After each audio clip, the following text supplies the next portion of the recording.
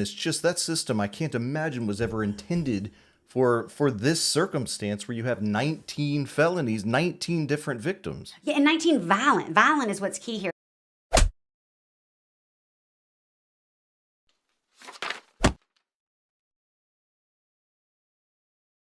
Welcome to the JudgeMental Podcast Special Edition. We got a copy of the shock probation motion out of Louisville, Kentucky, and the hearing. Judge Jessica Green shock probated a 14-year sentence, 19 alleged violent robberies. Let's watch the shock hearing. If you're watching the screen, we've got the prosecutor on the right and Mr. Langford's counsel standing on the left. Looks like a lot of family support.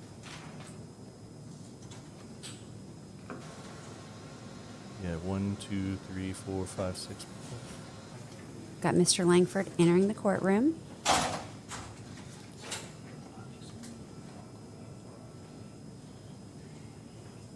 All right, good morning, everybody. We're on the record in 22 CR 163, Commonwealth versus Armond Langford.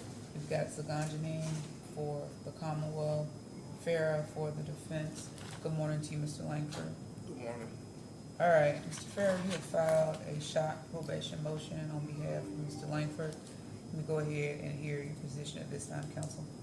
Thank you, Judge. And actually, just to remind the court, we actually, at the time of the sentencing in which it was an object, the court actually set the shock hearing date for a time sometime in June.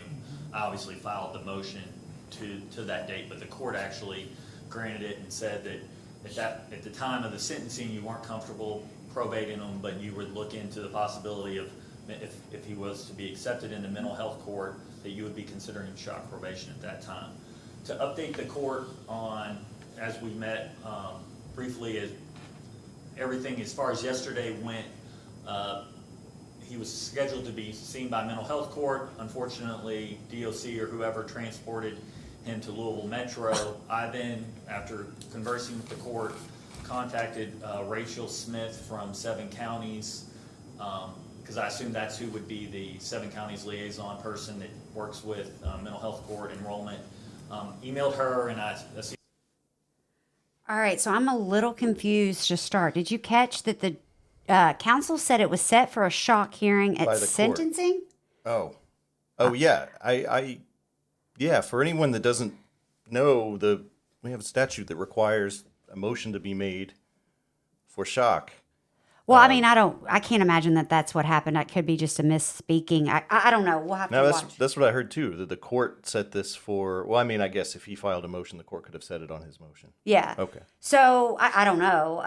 That being said, it was passed from June. It looks like, of course, he was going to get evaluated for mental health. And of course, they transported him without following the order. And if you've practiced criminal law, everyone watching, the order for a prisoner to appear is a nightmare because the Department of Corrections is constantly moving people around. So getting people to the right courthouse at the right time, especially when they're in the custody of the state post-sentencing, is a nightmare.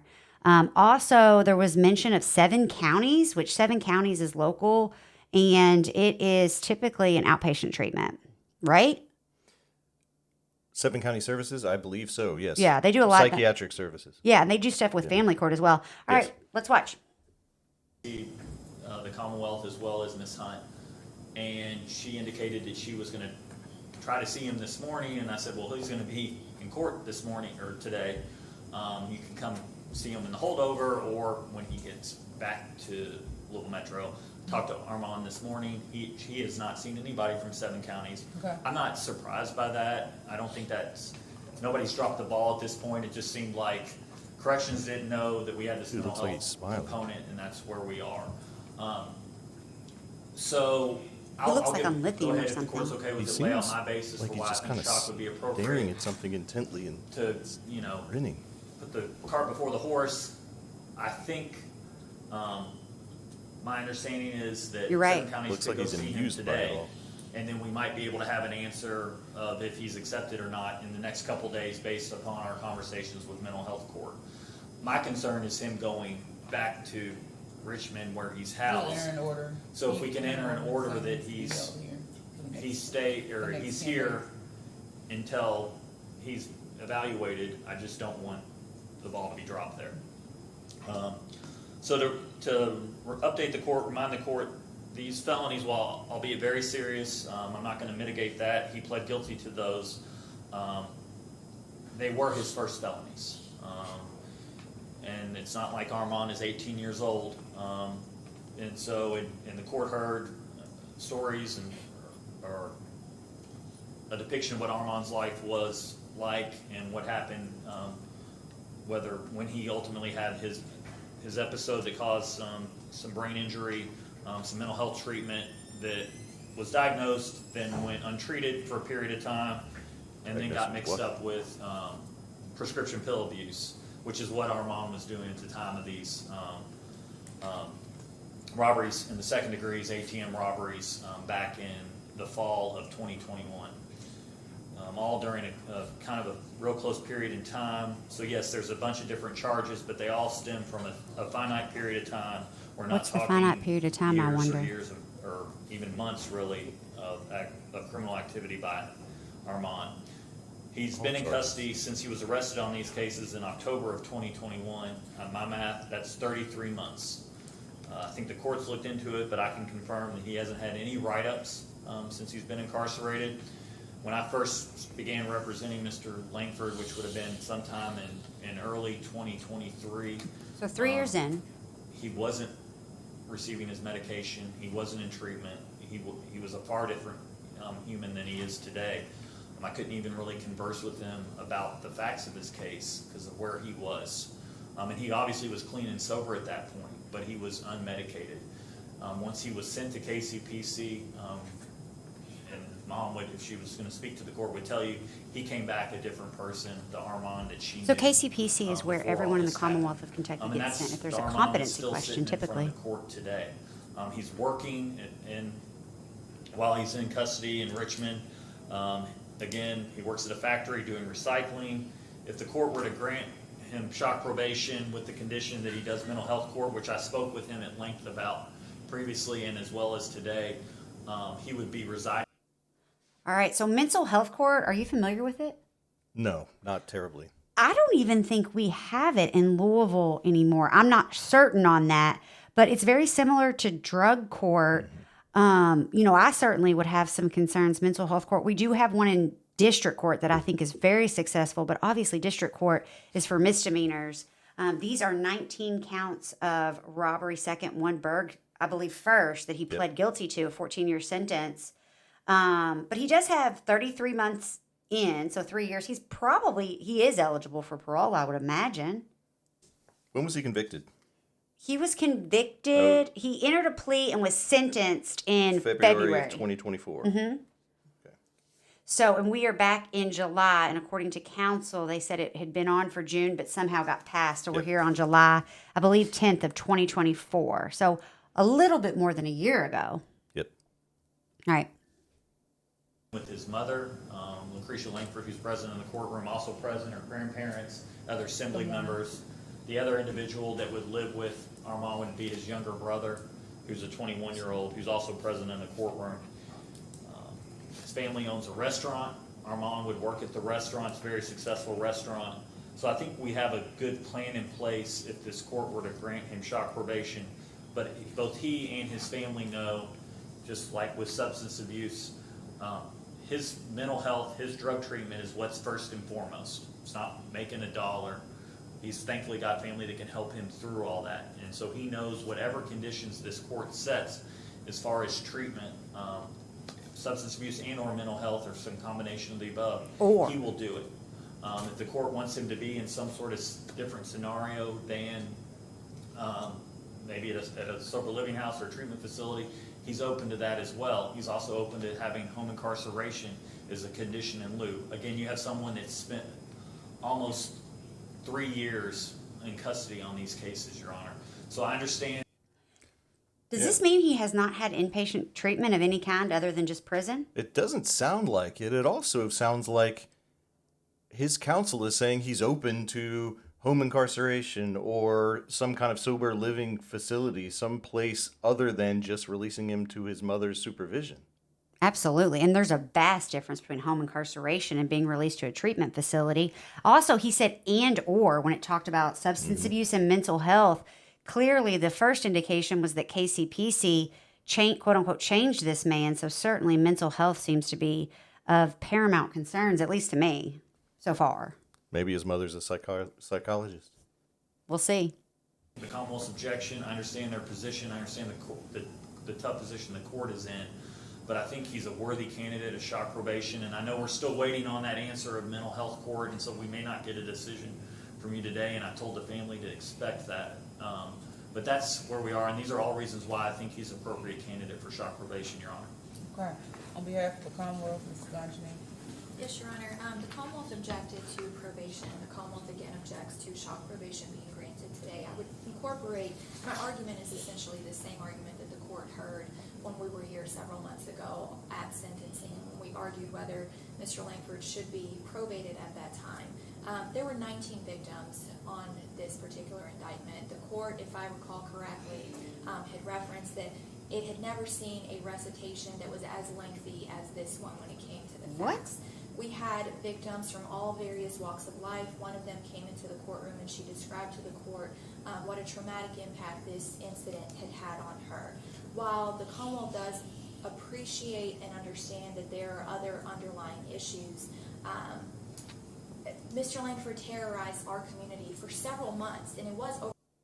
Okay, whoa. She's saying that this is the prosecutor, Commonwealth attorney, and she is saying that they objected at sentencing and they are again objecting to shock, and said that the judge at sentencing said it was the longest recitation of crime she'd seen.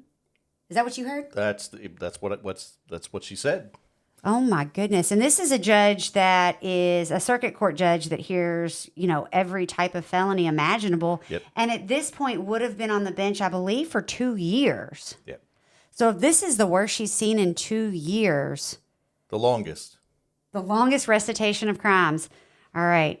This prosecutor seems to be pretty adamant in her objection. Is that what you're getting? I would have been a little bit more passionate, but I also imagine the prosecutor thinks that this isn't going to be shocked because it's the longest recitation. You would just expect that you're going in there to make your argument and do it correctly, but this would not be something that the judge would really be considering. Absolutely. The course of several months. It was from August, it was in September, it was in October, and then it was in November when he was finally arrested by the police department. He wasn't going to stop. These offenses kept going, more victims kept accumulating. So based on the number of victims, the behavior on these incidents, I do believe that probation would depreciate the serious nature of these offenses. Mr. Langford seems to have done better in custody than he was doing out of custody. So I would ask the court to deny the motion today. Okay, thank you all. It was not an easy decision for me to make at sentencing on what to do with him, and I don't take this decision lightly. I will say that I did check with the warden, and here's the letter that they sent to me. Inmate Armond Langford was transferred to Bluegrass Career Development Center on April 24th from Rotorua. Inmate Langford is currently working at the on-site recycling center and has been present for every day of work since being assigned.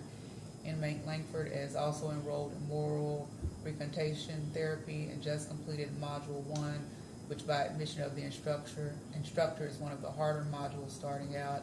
Inmate Langford has received no disciplinary reports, no loss of good time, and there has been 0 sanctions placed on him. Thus far, Inmate Langford shows to be a model inmate at the time of this report. All right, time out. What? That is bizarre. The judge got an email directly from the warden where Mr. Langford is being held. One, isn't that ex parte communication directly to her? Yeah, but this should not have been something the court could have reviewed before a court hearing unless it was properly introduced by one of the parties. Yeah, I mean, it would be hearsay as well. I wonder if the prosecution has this, if the prosecution was CC'd, or even if the defense counsel was CC'd. But that to me is very abnormal. I mean, it's great, though, to hear he's doing well while he's in custody and he's working while in custody.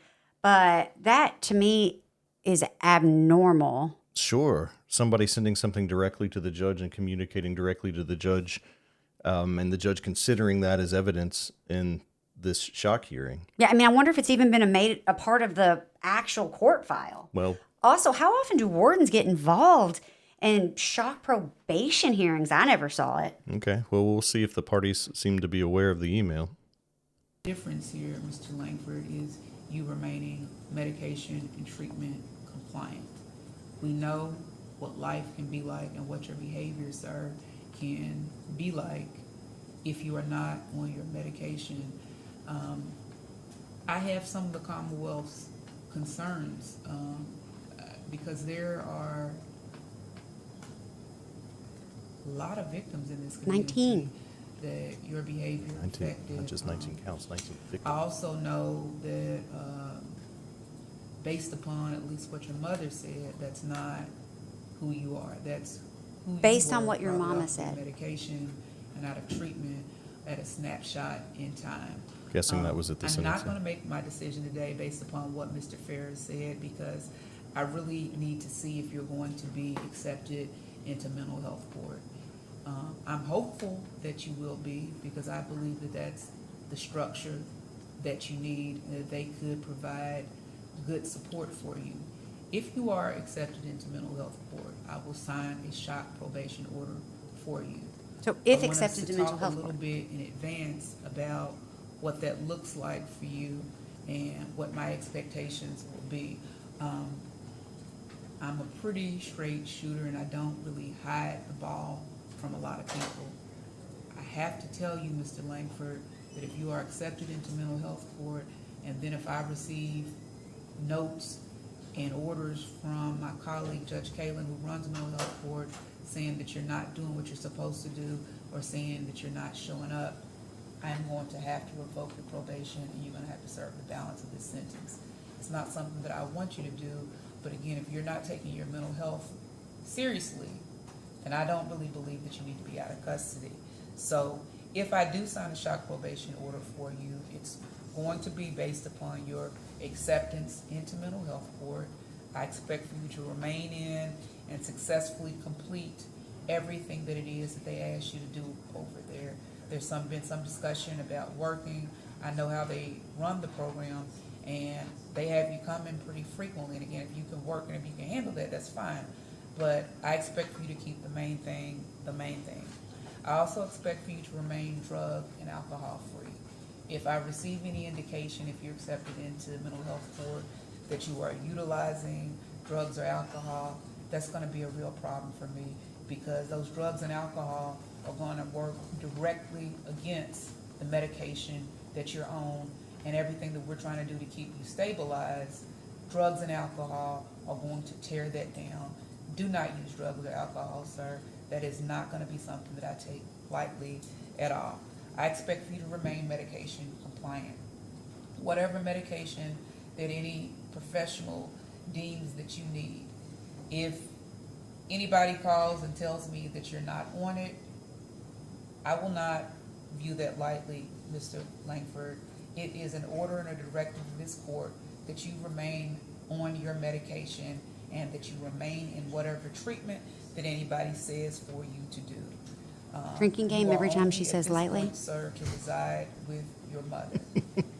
And whatever rules that she has in her household, if she sets curfew rules for you to be in at a certain time, that's what I expect for you to follow, and I expect for you to find her rules. You need some structure, you need some order, and as much arms and support as you can have wrapped around you, that's what I expect you to do. Are there any questions or any confusion about anything that I've said? She's going to probate him. It sounded like she was going to probate him from the beginning. Yeah, no, I agree. It sounds like it's a foregone conclusion, but I'm very curious to know about the mental health court inquiry.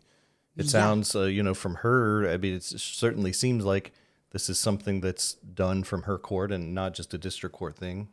Oh, yeah. No, Julie Kaylin, the circuit court judge, did it. I don't know if she is anymore. For some reason, I feel like I heard that drug court, that mental health court wasn't happening. But what we do know, obviously, Well, this is that was a year ago. He wasn't shocked to mental health court from the order.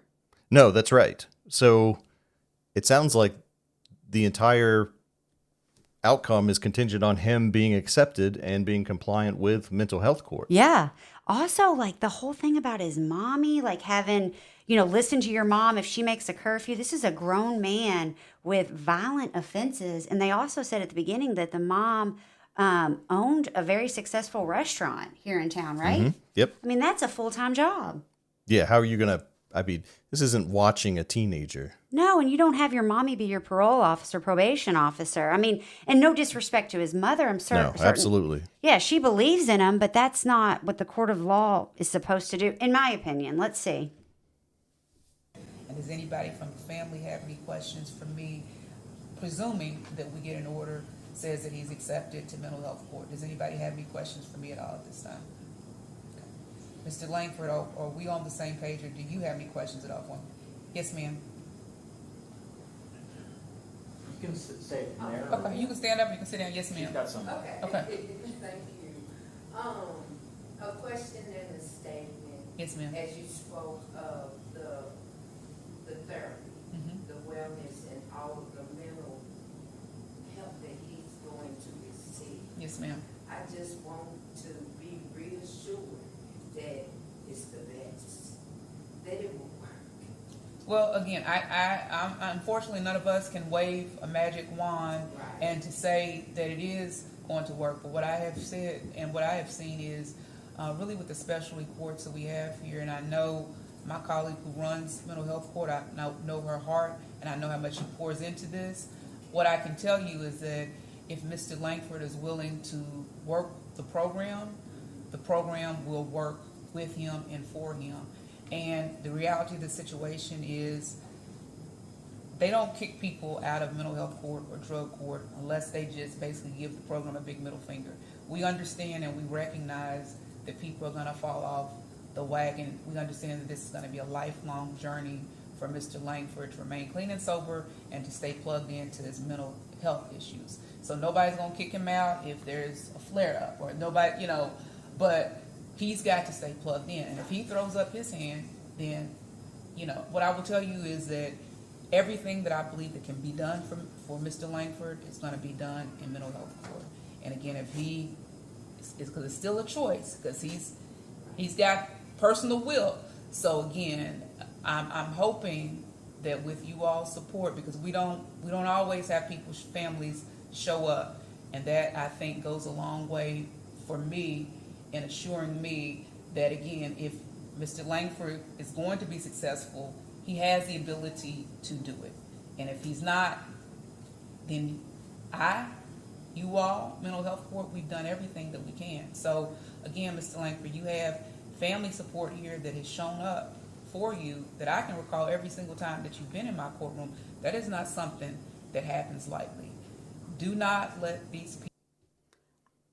I love that he has family support, but she's acknowledging he's had family support from the beginning and he committed all of these crimes. Yeah, that's how I felt too. I mean, that doesn't necessarily mean the family support isn't proper and appropriate. It just means it hasn't been enough to prevent him committing the crime. Exactly. I mean, and people suffer from mental health issues, and I do have a lot of compassion for that, and I think that our system is not well equipped to treat those. But what is ironic, and what the prosecutor said, is that he seems to really actually be thriving his mental health while he's in custody, and it's not like he's in custody for stealing weed eaters to feed a habit. He's robbing people with a weapon or force.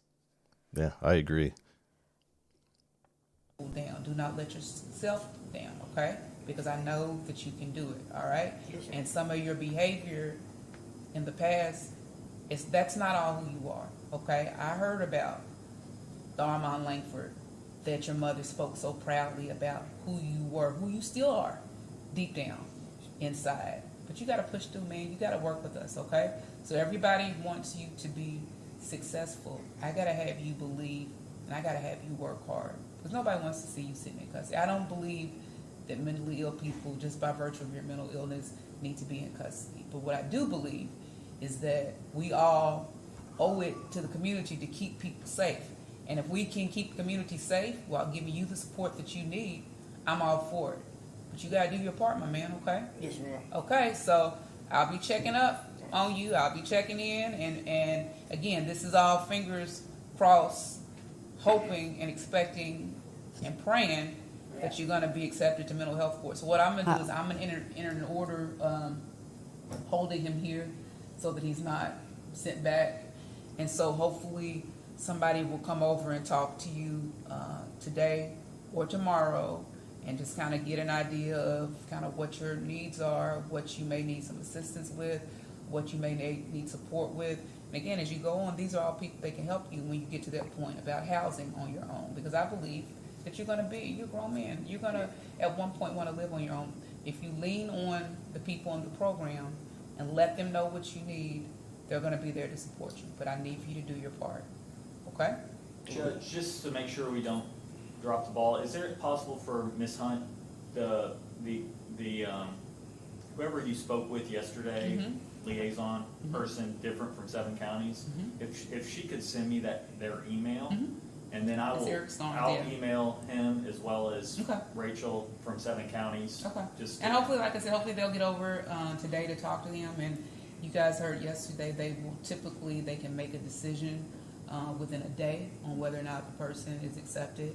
So hopefully we can all have an idea by the end of the week. Hopefully I can get an order out by the end of the week. All right? Okay. Thank you, Judge. All right, cool. All right, thank you all so much. Good luck to you, Mr. Langford. Oh my. Yeah, it seemed like that was going to happen. It seemed like that was going to happen from the very beginning to me. That's kind of strange. And we're looking at the order granting shock probation, and despite what the judge said on the bench, there is no requirement here that he be accepted and compliant with the mental health court. I mean, absolutely. He is not shocked to mental health court. So why don't we read it? I'll read 1, you read 2. We'll go back and forth and see what the whole terms are so the public knows. And just to be clear before we do that, this individual is now the suspect in a armed bank robbery, kidnapping, where abducted a mom, 2 minor children, made her allegedly drive to PNC Bank. She was stabbed in the process. With her kids. Yes, in the car or in the van. And the notion, too, this hearing took place on July 10th. There's no question in watching it, like the fingers crossed thing. I was about to have a stroke, but that was fingers crossed you get into mental health court. Because this, from the judge's perspective or from her own voice, it was basically like, mental health court is the only way that we're going to grant this. Yeah, I agree. But it says the court conducted a hearing and heard testimony. Having considered the file and testimony presented, the court grants the defendant motion for shock probation. It is hereby ordered. The motion for shock is granted. The defendant is hereby placed on probation for 5 years. Defendant's underlying sentence is a 14-year sentence. The defendant shall be required to serve an additional 90 days on the home incarceration program. Defendant shall have probation and parole and all applicable treatment releases only.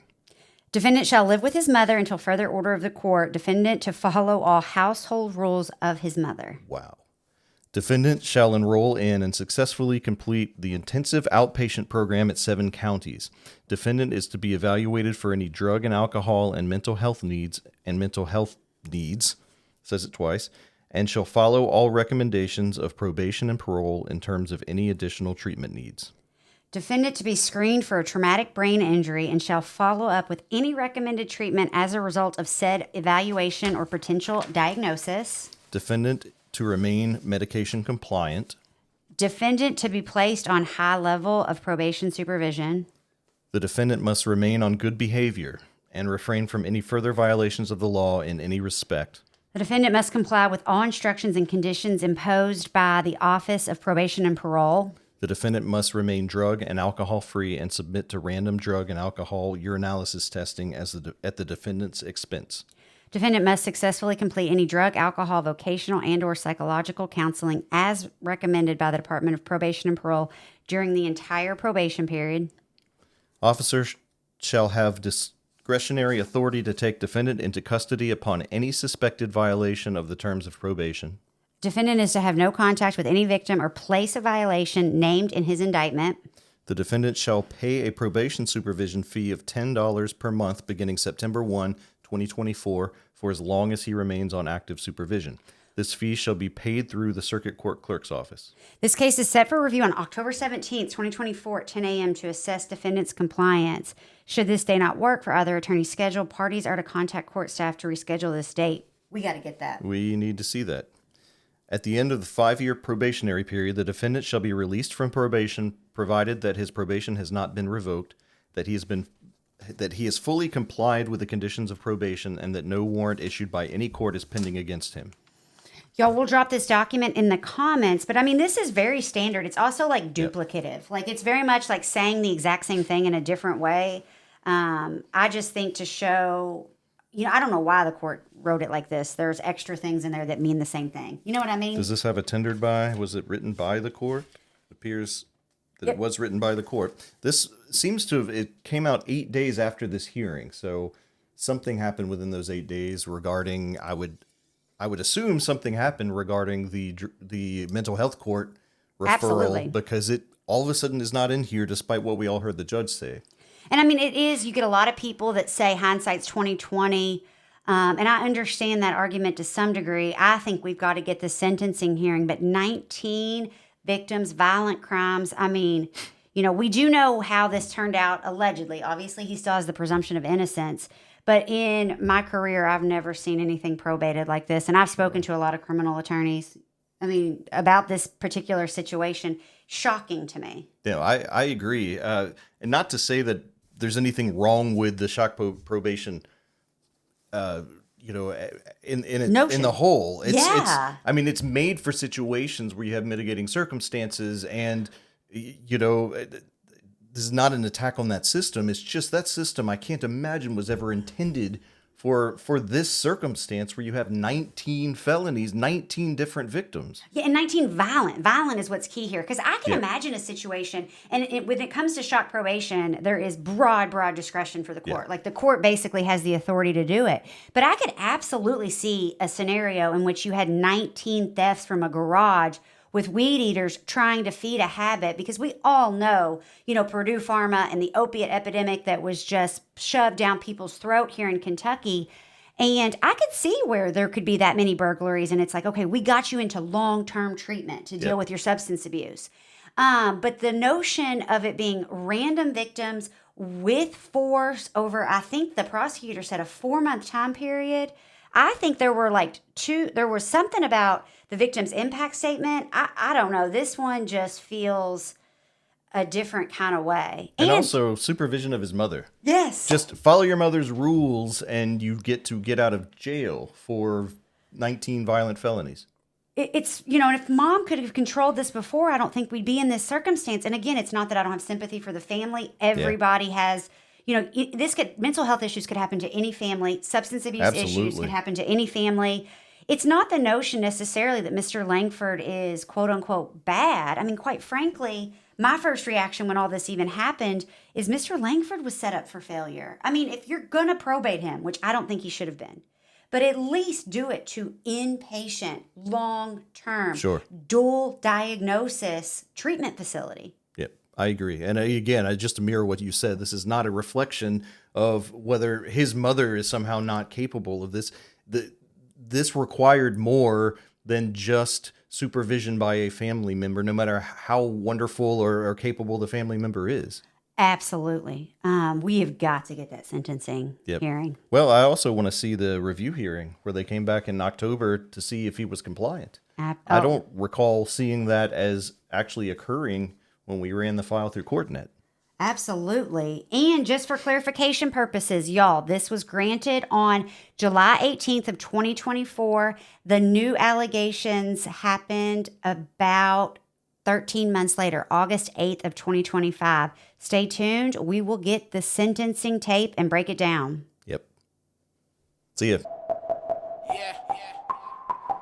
We need some justice. My life is fine, justice.